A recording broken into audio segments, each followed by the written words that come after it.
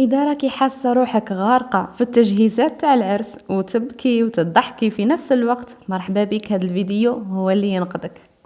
سلام البنات، اليوم راح نحكو على تجهيزات العروس خطوة بخطوة، بصح بطريقة واقعية 100%، ومع شوية نتاع الفضايح. راكو عارفين احنا ما يخطوناش الفضايح. الخطوة الأولى شهي التخطيط، وهذه نصيحة جد جد جد جد مهمة.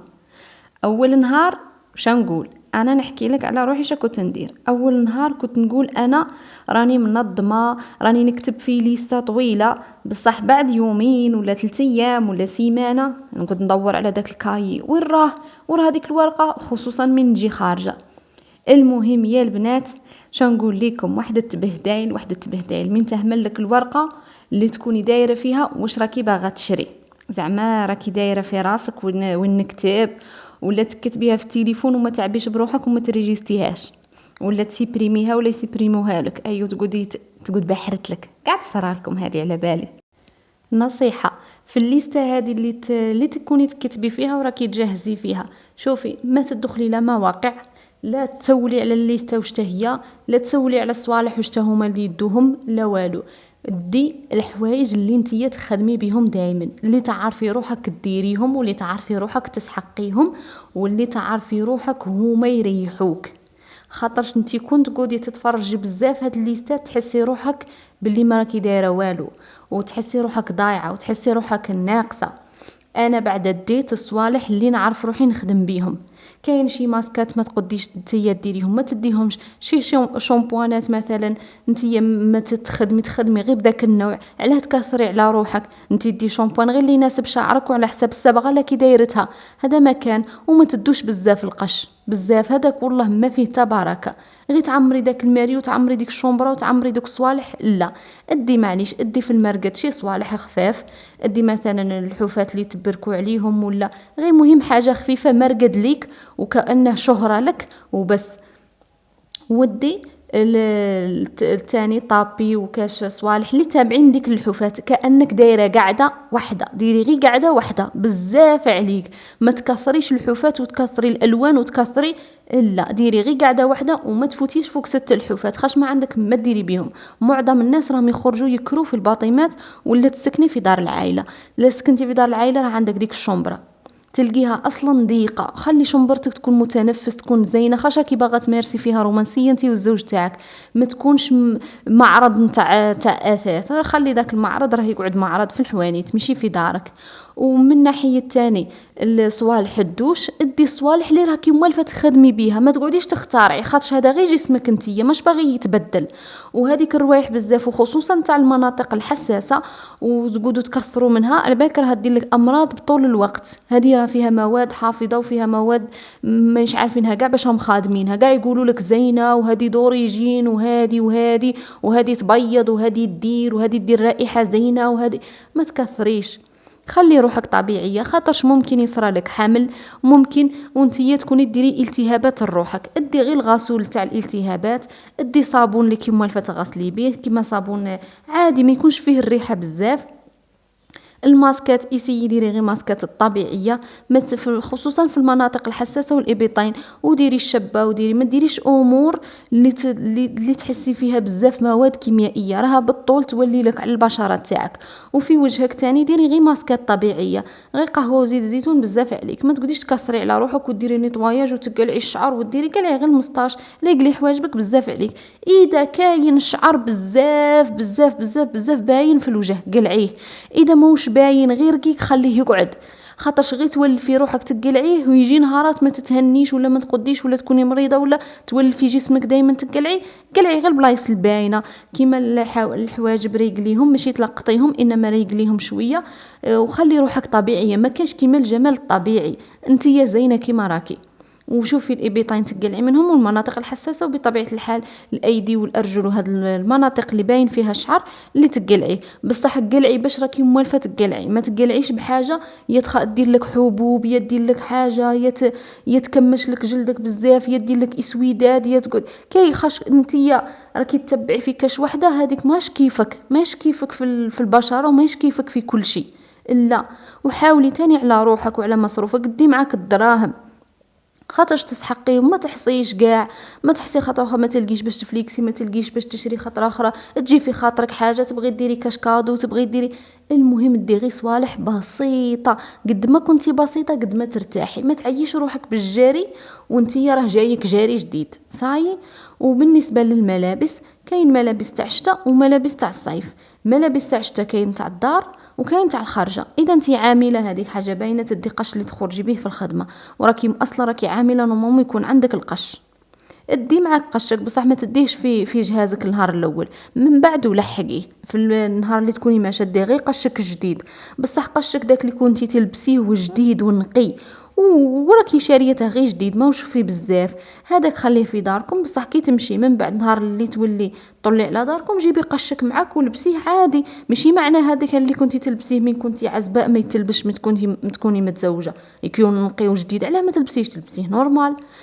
الملابس اللي نوصيك عليها واللي تكثري منها هي غير الملابس الداخليه، خاطرش تسحقي وتبدلي. ديري وحدين تاع الدوره الشهريه، ووحدين تاع الايام العاديه، ووحدين تاع الليل تاع الرومانسيه. هذيك راه حاجه باينه نويزات، والنويزات ما تكثريش. خاش الرجال ما يهمهمش النويزات قد لي تهمهم العلاقه، وكي ديري نتيا تقنعيه في العلاقه. ودوك ندير لكم موضوع على هذاك العلاقه الحميميه. وبالنسبه للقش نتاع البدعيات وهذه، ديري وحدين للدار وحدين تشقي بيهم في الدار اللي تكوني تخدمي بهم، ما يكونوش ستيل زين بزاف، غير ستيل تاع الدار العادي، ونتاع يكون فاضفاض شويه خاش كي تكوني تخدمي تكوني مرتاحه. وتكون ومن بعد ديري وحدين زينين كي تكملي الشقه نتاعك تلبسيهم، وباينه ملابس النوم بيجامات اللي ترقدي فيهم في الليل مورا النويزات هذوك. وديري هو تاني كيما الكولويات كيما البيستيات كيما هادو لازم تديهم، بصح ما تكثريش. ماشي معناها تدي كاع الالوان، ياك راكي في دارك وتغسلي ومن بعد خلي هادوك الدراهم لا كي باغا تضيعيهم خليهم، كي يخرج ستيل جديد عاودي شري. ما تخليش روحك دائما تشري غير ضربه واحده ومن بعد كنت تخرج حاجه جديده تقعد في خاطرك، الا. وبالنسبه تاني الملابس الكبيره ثقيله، هذوك الملابس كيما قلت لكم كيما الصيف كيما الشتاء نفس الشيء كيف كيما الملابس هذه نتاع التبراز تاع العراس ما تديش معاك. هما اصلا بالك يجيبوا لك فاليزه يجيبوا لك فيها الباس، غير هذاك خليه عندك بزاف. خاش هما معظمهم يقعدوا في الخزانه محطوطين شادين الدراهم باطل. كل ما تكون عندك عرضه ولا اي حاجه كري، قلت لك دي معاك الدراهم، دي معاك دراهم تاع مده شهر ولا شهرين باش كون تجيني مناسبه نكري الباس ب 300 ميل ولا 400 ميل نخليها على جهه. هذا مكان. ومعد شويه كاين الغاشي اللي يعرضوا تنجمي تخرجي، وكاين اللي ما يعرضوش اصلا ما عندهمش كاع عرضات باش تلبسي لباس ثقيل، لبسي في التبراز وصاي. والتبراز ما تعيش روحك، هذيك ليله العمر ماشي ليله التبراز. راكو تعيوا رواحكم ومن بعد تلقوا رواحكم طايحين لكم القرون، الوالده هودت المشاكل وانتي باغا تباتي حيه مع داك الراجل، والايامات الاخرى جاياتك ماتشات كبار.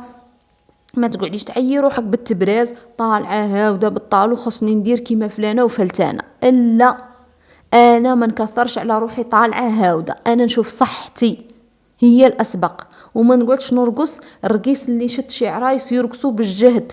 هاكا على بالك بلي انتي راكي باغا تفضي غشاء بكاره، خصك تكوني مرتاحه شويه والدم نتاعك شويه بارد، ماشي تخسري مكياجك وشعرك وانتي ترقصي تقولي هذه ليله وما تعاودش.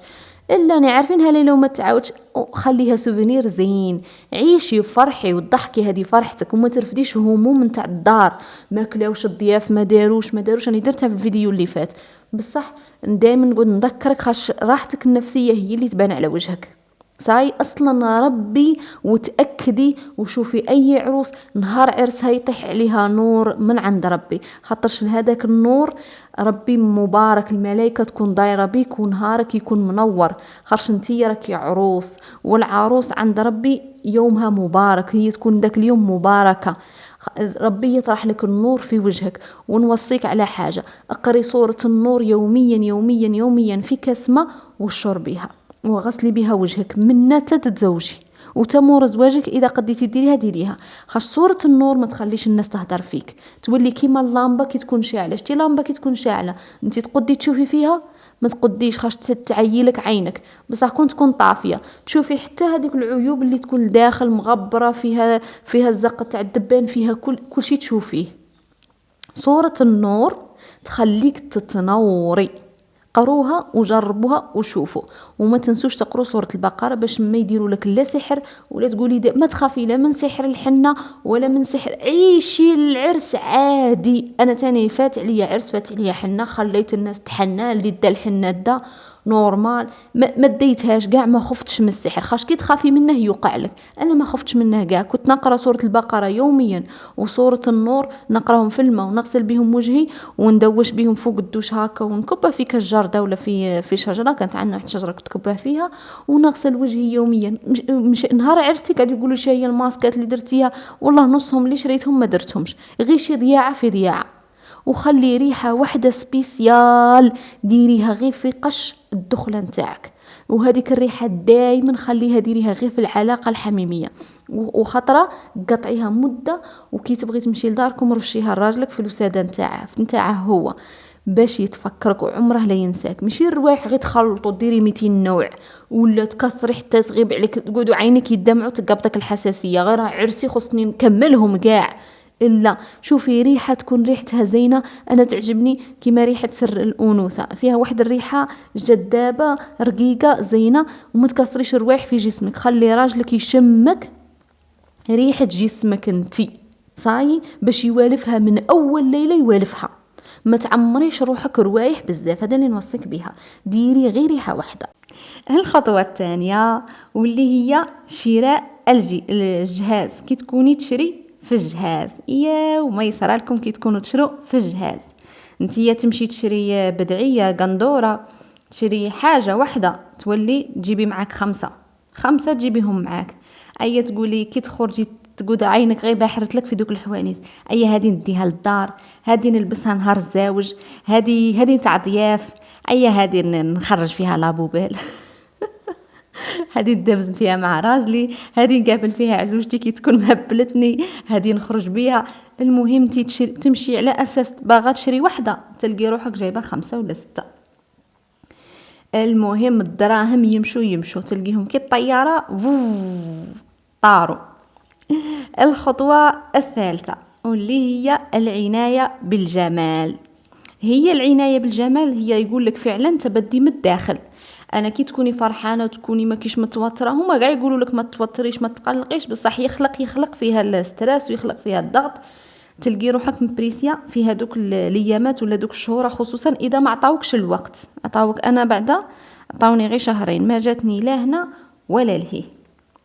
ما عرفت روحي لا نبدي بالجمال تاعي ولا نبدي بحاجه واحده اخرى.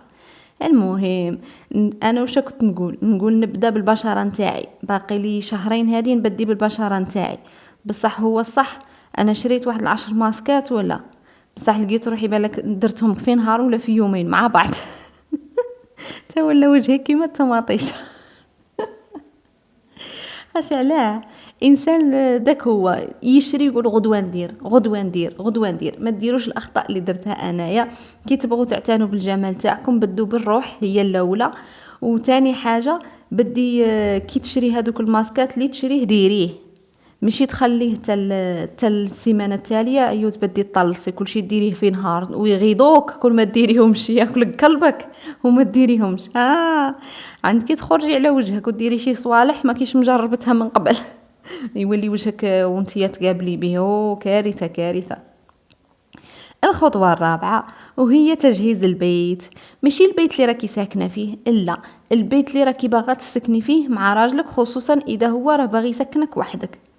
اي انتيا تقولي نورمال ندير حاجه بسيطه، ندير صالون، ندير كيما دوك تاع كيما رانا نشوفوهم، تقولي ندير غير حاجه بسيطه. اي تجيك امك لا ديري الحفات في الصاله، لا ديري في البيت هذيك، الا دير معين باش باغا طيبي، ادي هذه ودي هذه، انت ما خاطرك لا في معين ولا في دوك تفاريش ولا حتى في حاجه. تقولي ندير نبنتر بنتوره بيضه، ندير كل شيء كلير، ندير انتي تجيبي احلام والمسلسلات التركيه مازال راها داخله في راسك.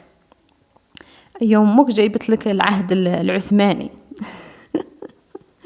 البنات ما تقولوليش ما كانش دير لك كيما هكا دي معاك ها وتسحقي تقولي مسكينه باغا تصفرك للخارج. المهم ربي يحفظ لكم امهاتكم. الخطوه الخامسه وهي التفاصيل الصغيره. مثلا انتي تمشي تشري فوطه صغيره، انتي باغا تشري غير فوطه باش تمسحي فيها وجهك، ايوا شا تلقي روحك عجبوك كاع لي كولار، وراه الكولار اللي ندي ايا ندي هادي، بصح نخاف هادي تقعد في خاطري ايا ندي هادي، ايوا هادي بالك ما تحسش شكون يجيني ونديرها كادو ايا ندي هادي، وهادي بالك كنت تكون هاديك مسخه وما لقاش فاش نشف ايا ندي هادي. اي شحال لقيتي روحك في 20 خاطر الجايه انا نقول لك حلي بها اوتيل وصاي. الخطوه السادسه وهي هذه مومو وعرة، هذه يسموها تنظيم الوقت. تقولي نكمل كل شي بكري، انا صاي ندير تجهيزاتي ونكملهم، نعمر لي فاليز تاوعي، نعمر كاباتي، نعمر نستف صبابيطي، كل شيء نستف مكياجي ندساه، اللي ندساه واللي نخليه واللي نديره بجهه نديره.